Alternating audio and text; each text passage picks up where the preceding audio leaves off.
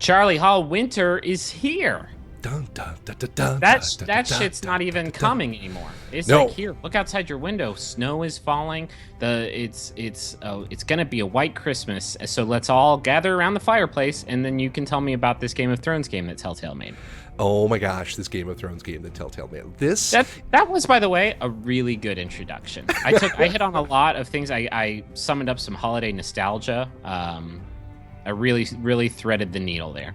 Griffin, if you like yourself some Game of Thrones, this is the Game of Thrones for you Game of Thrones lovers. This thing is like an episode of as opposed to the last Game of Thrones game that came out, which was a Game of Thrones game for, I think, like masochists.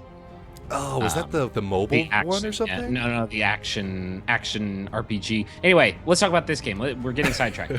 I actually don't know a whole lot about this one because I feel like Telltale's been releasing games faster than I can play them. Oh, the Red Wedding. Good. This should be a nice, super spoilery way to start out our overview video here. Yeah, this is your last chance. If you are not all caught up with season 3 of Game of Thrones, get out now. Okay. But yeah, this thing takes place right at the Red Wedding. Everybody's going to die, but kind of in the background of this episode, you play a squire to the Lord of House Forrester, which is this new house in the Game of Thrones, televised canon. And your Lord is going down in this one. He's not going to make it out of this engagement. But you do. And you have to carry the Forrester relics back to the Forrester Keep and kind of help the family press on. And it's all these intertwining sets of stories. There's like 3 or 4 different whole storylines that they fit into this, 2 to 3 hour intro episode. But how do they? So I'm confused. If you're playing as this character who's not like part of the core book or TV show canon, like how is it in the book canon? Is that established?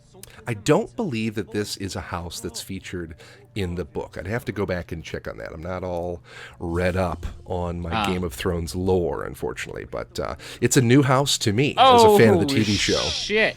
Sorry, I didn't mean to interrupt you, but that guy just got neck ruined. Yeah, this, as though it, I didn't think it was possible, but there is so much more violence in this first episode of the Game of Thrones game than in like 2 or 3 of the Walking Dead episodes that Telltale did. I've seen some screenshots where it's got, you got Dinklage in the mix, and I'm into that, but it's like, is it kind of weird or disappointing to play a Game of Thrones game where you are not Dinklage, would you prefer to play something where you're Arya Stark or something like that? They split the difference, I think, between making it part of the ongoing storyline and making it its own story. They took this family that doesn't really exist in the television show, but then they overlaid a lot of the same types of characters and types of relationships onto this family. So you have this young upstart who's kind of now empowered to take up the family name after the death of his father. You have this... So that's not the character you're playing as? Oh, no, you just fucked up. Oh, yeah, I definitely screwed up. I started out playing this with a mouse and keyboard and quickly changed over to the gamepad. That was actually the moment. But they overlay a lot of those similar story elements and relationships onto the characters that you're going to play in this family Forrester. And so I think they're telling some of the same kinds of stories, and you can have a lot of the same kinds. Why would you... No! Why would you decide to put this in the highlight reel for us to talk over? This is not conducive to conversation. Hi, everybody. Welcome to Polygon. Here's some leg maggots. What is your problem? I really just wanted to get your reaction, Griffin. Well, yeah, mission accomplished, you psychopath.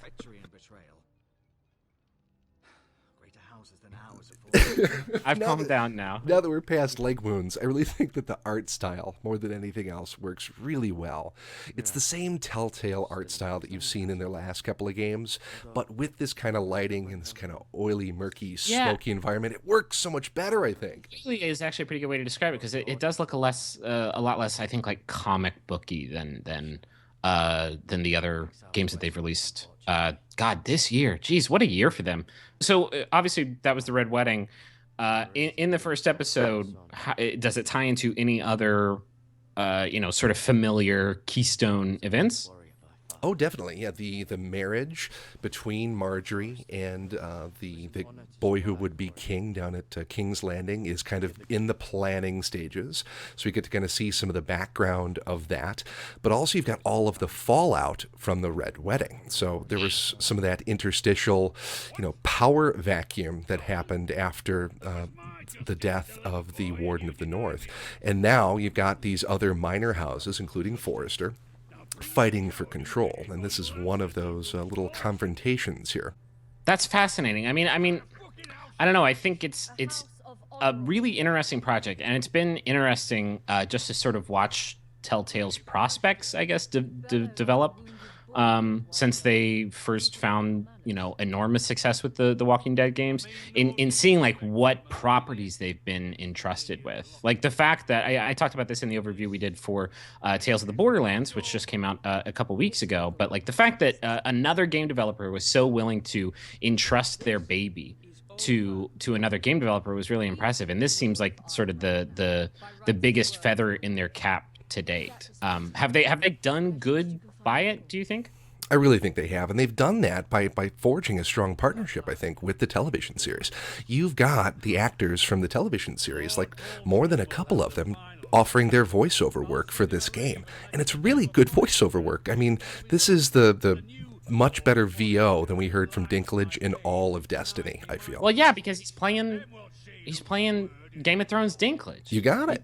Or like that's not a far stretch for him. It's a double-edged sword, though, bringing the actors from the TV series into this game. And we're going to see one of the places where they fall down is they've managed to make Natalie Dormer, who plays Queen Marjorie, the ugliest person in this entire game.